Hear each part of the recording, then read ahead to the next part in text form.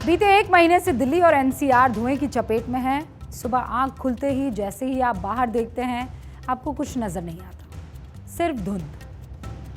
और ये केवल दिल्ली एनसीआर की परेशानी नहीं है, पूरा देश, इनफैक्ट पूरी दुनिया इस पोल्यूशन से परेशान है। आज सुबह दिल्ली के एयर क्वालिटी इंडेक्स में आपको पता है डिजिट क्या रहा? 403। आप बीते 5 दिन के AQI के आंकड़े में आपको दिखाती हूँ, देखिए। 22 नवंबर को 395, बहुत ख़राब। 23 नवंबर को 390, बहुत ख़राब। 24 नवंबर को 415, और ज़्यादा ख़राब। 25 नवंबर को 389, 26 नवंबर को यानी कल 396, और आज की अगर बात करें तो ये और हालात ख़राब करने वाली स्थिति में पहुंच गया है। कहने का मतलब ये है कि आज को मिलाकर बीते 6 दिनों से हालात बहुत ख़राब या गंभीर हो गए हैं। 403 आज का आंकड़ा है। कई लोगों को तो ये लगता होगा कि ये तो रोज़ाना की अब बात होगी, इसमें नया क्या है भाई, रोज़ हमको धुंध दिखती है, रोज़ हम बाहर जाते हैं, धुआं होता है, फिर उसके बाद हम ठीक हो जाते हैं, अब तो हमें आदत हो गई है इसकी। लेकिन आपसे कुछ सवाल पूछना चाहते हैं कि आपको कुछ दिनों से आँखों में जलन हो रही है? आपकी सांस जो है वो लेने का आपका तरीका थोड़ा बदला, आप मुंह से ज़्यादा ले रहे हैं और नाक से कम? क्या आपको कोई स्किन प्रॉब्लम या इचिंग हो रही है? क्या आप अपने आसपास के लोगों को अचानक सूखी खांसी का शिकार होते हुए देख रहे हैं? क्या सीढ़ियाँ चढ़ते हुए या चलते हुए अचानक आप हांफने लगते हैं, मतलब सांस फूलने लगती है? अगर ये सब हो रहा है, ये सारे लक्षण आप खुद में या अपने आसपास देख रहे हैं, तो इसका मतलब ये है कि सब उसी खराब हवा और वायु प्रदूषण की वजह से हो रहा है, जिसे हम सुबह उठने से लेकर रात होने तक देख देख कर तंग आ चुके हैं। अब तो महसूस करने लगे हैं उस बात को। क्या कह रहे हैं इस बढ़ते प्रदूषण पर और हमारी आम जिंदगी को इस प्रदूषण में घोल मेल लेने से? डॉक्टर गुप्ता की इस बाइट को सुनिए। इस समय दिल्ली और एनसीआर जो है गैस चेंबर बन चुका है वायु प्रदूषण की वजह से। एयर पोल्यूशन इतना बढ़ गया है कि लोगों को सांस लेना दुभर हो गया है। एक्यूट प्रॉब्लम्स हो गई हैं, लोगों को अस्थमा हो रहा है, एलर्जिक राइनाइटिस हो रही है, ब्रोंकाइटिस हो रही है, COPD के अटैक्स बढ़ गए हैं, लोगों को सांस लेने में तकलीफ हो रही है, चेस्ट पेन हो रही है, ब्रीदिंग डिफिकल्टी हो रही है, सांस का जो रेट है वो बच्चों में बढ़ गया है। कहीं ना कहीं गले में स्क्रेचिंग है, कफिंग है, आंखों में पानी आना है, नेजल कंजेशन है, सर दर्द, इरिटेशन, डिप्रेशन, फोकस कम होना, ये बहुत सारे ऐसे सिम्टम्स हैं जो इस समय एयर पॉल्यूशन की वजह से बढ़ गए। अच्छा, इसका जीता जागता उदाहरण तो आपके सामने भी इस वक्त खड़ी नज़र आ रही है। गले में जो खराश है वो इस पोल्यूशन की वजह से, और ये समस्या कोई दिल्ली या एनसीआर की अकेले नहीं है।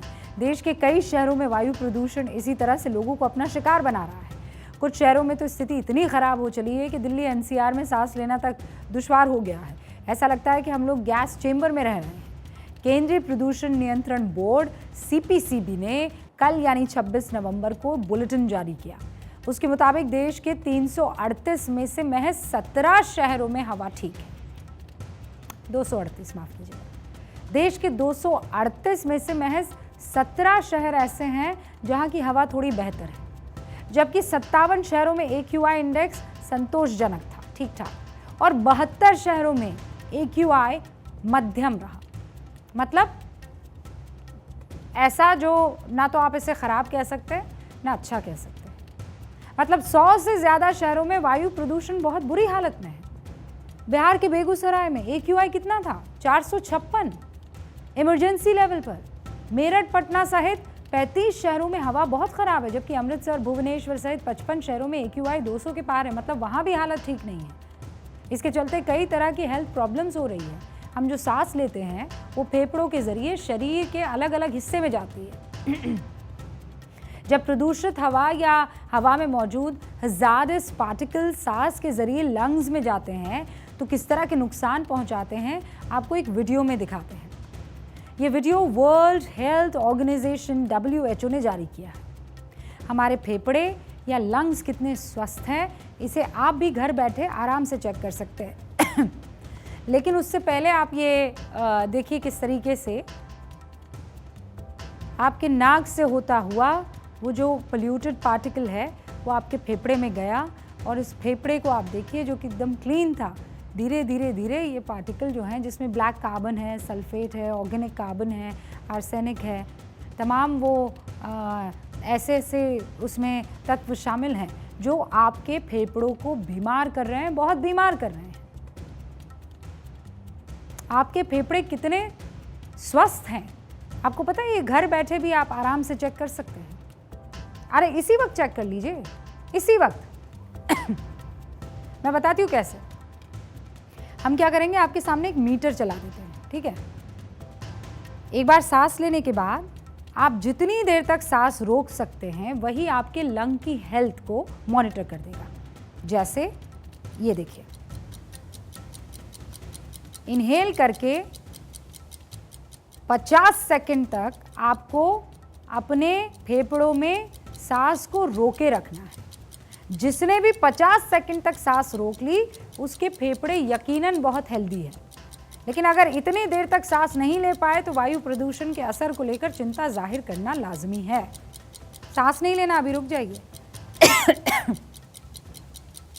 अभी रुकना होगा आपको, अभी आधा सफर ही तय हुआ है बस। Almost there, you almost there. सांस को रोके रखना है। आपके फेफड़े कितनी देर तक आपकी सांस को रोक सकते हैं, यही पैमाना है पता लगाने का कि आपके जो लंग्स हैं वो कितने हेल्दी है। There you are. World health organisation के अनुसार एयर पोल्यूशन अब एक पब्लिक हेल्थ इमरजेंसी है, क्योंकि दुनिया की 90 से अधिक आबादी जहरीली हवा में सांस ले रही है, जिससे हर साल 88 लाख लोगों की मौत हो जाती है। अगर हवा में PM 2.5 का लेवल ही कंट्रोल में रहता तो यूरोपीय संघ में 2,53,000 मौत को टाला जा सकता था। 2021 में यूरोपीय संघ के भीतर 3,20,000 से अधिक मौतें 3 मुख्य वायु प्रदूषक का सूक्ष्म कण पदार्थ जो है उनसे हुई है। ओजोन और नाइट्रोजन डाइऑक्साइड बढ़ने की वजह से हुई है। शिकागो यूनिवर्सिटी की हाल ही की रिपोर्ट के मुताबिक वायु प्रदूषण की वजह से भारतीयों की औसत उम्र 5 साल और दिल्ली में रहने वालों की 12 साल तक कम हो जाती है। 12 साल। जहरीली हवा या वायु प्रदूषण से जो बड़ी परेशानियां देखने को मिल रही है, इसमें खास तौर पर कौन कौन सी? एक तो सांस से जुड़ी बीमारियां, हृदय रोग है, फेफड़ों पर असर है, स्ट्रोक है, डायबिटीज है, ये सबसे बड़े कारण हैं और खतरे हैं। जाहिर है वायु प्रदूषण का शिकार हम भारत के लोग भी हो रहे हैं, लेकिन ये भी विडंबना है कि हमारे देश में अभी तक प्रदूषण को मौत के कारण के तौर पर दर्ज ही नहीं किया जाता। ये तो हुई मानने या ना मानने की बात, लेकिन हमारी सरकारें इस मुद्दे पर कितनी गंभीर है ये भी तो आपको जानना चाहिए ना। हैरान हो जाएंगे आप। हमारे देश के सभी प्रदेशों और केंद्र शासित राज्यों में प्रदूषण नियंत्रण के लिए बने बोर्ड और कमिटीज में 50% से अधिक पद जो है वो खाली पड़े हैं। प्रदूषण की जांच के लिए जो लैब है वो भी सब स्टैंडर्ड है, यानी पैमाने के मुताबिक ही नहीं है।